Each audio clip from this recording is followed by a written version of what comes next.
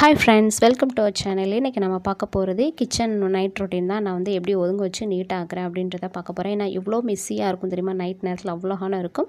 அதுக்கு முன்னாடி சின்ன சின்ன கோட்ஸ் எல்லாமே நான் பார்த்து வச்சுக்கிட்டேன். ஓகே, இதெல்லாம் நம்ம மனசில் வந்து நல்லா பதியணும் அப்படின்ட்டு. ஸோ நம்மளோட சமையல் அறையிலேருந்து தான் நமக்கு வந்து ஃபினான்ஸுமே வந்து சேவிங்ஸ் வந்து ஸ்டார்ட் ஆகும். ஸோ ரெண்டுமே எனக்கு இந்த இடத்துல தான் நடக்கும். சமையலுக்கு சமையலாக இருக்கட்டும், தேவையான பணத்துக்கும் எல்லாமே இங்கேருந்து நமக்கு வந்து பட்ஜெட் போடுறது எல்லாமே இங்கே தான் நடக்கும். அதனால் இந்த 2 கோட்ஸ், சமையலுக்கு உகந்த கோட்ஸும் சேவிங்ஸ் உகந்த கோட்ஸுமே ரெண்டுமே வந்து எப்போதும் என்னோடய கிச்சனில் இருக்கும். ஸோ நைட் என்ன சாப்பாடு சாப்பிட்டோம் அப்படின்னா இட்லியும் கொத்தமல்லி சட்னியும் தான் வச்சுருந்தேன்.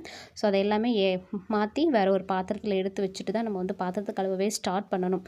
அப்போ தான் வந்து நமக்கு வந்து ஒரு முழுமையாக பாத்திரத்தை கழுவி முடிக்கிற மாதிரி இருக்கு. இல்லைனா ஒன்று ஒன்றா எடுத்து வச்சுட்டு கழுவுனா அது வந்து ரொம்ப நேரம் இழுக்கும். ஸோ இது ஒரு டிப், இதை கண்டிப்பாக ஃபாலோ பண்ணிக்கோங்க. சாப்பாடு முடித்ததுமே மீதம் இருக்கிறது எல்லாமே நம்ம எடுத்து வைக்கணும். அதுதாங்க பெரிய வேலை.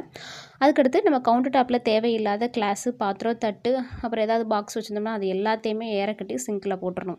ஒதுங்க வச்சிட்டிங்க அப்படின்னாலே உங்களுக்கு வந்து 50% வேலை வந்து அங்கே முடிஞ்சிடும். ஸோ கடகடன்னு பாத்திரத்தை கழுவிட்டோம்னா சிங்க் ஏரியாவை நல்லா நீட் பண்ணி விட்டுலாம். ஸோ கவுண்டர் டாப்புமே நல்லா ஒரு தூசி இல்லாமல் நம்ம எதுவும் சிந்தினோம்னா அது எல்லாமே நீட்டாக தொடச்சி எடுத்துகிட்டு அந்த வைப்பரை வச்சு நல்லா வைப் பண்ணிட்டாலே அந்த நமக்கு தண்ணியே வந்து சேர்ந்துருக்காது. சிங்கை வந்து நல்லா கழுவணும். அதுதான் ரொம்ப ரொம்ப இம்பார்ட்டண்ட்டான ஒன்று.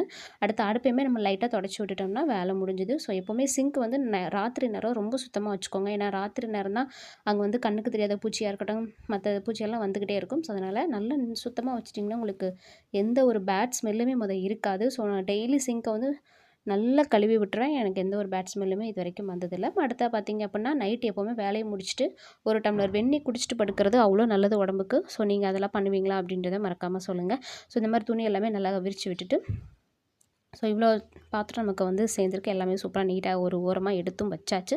இந்த மாதிரி நீட்டாக இருந்தால் தான் காலைல நம்ம எந்திரிச்சு இந்த இடத்துல நம்ம ஒர்க்கு யூஸ் பண்ணுறதுக்குமே அவ்வளோ வசதியாக இருக்கும். காய் நறுக்கிறதா இருக்கட்டும், அரிசி களையிறதா இருக்கட்டும், ஸோ மற்ற வேலை எல்லாமே இங்கே இருந்தால் நமக்கு ஸ்டார்ட் ஆகும். ஸோ நான் ராத்திரி நேரம் ஜன்னல் எல்லாமே அடைச்சி விட்ருங்க.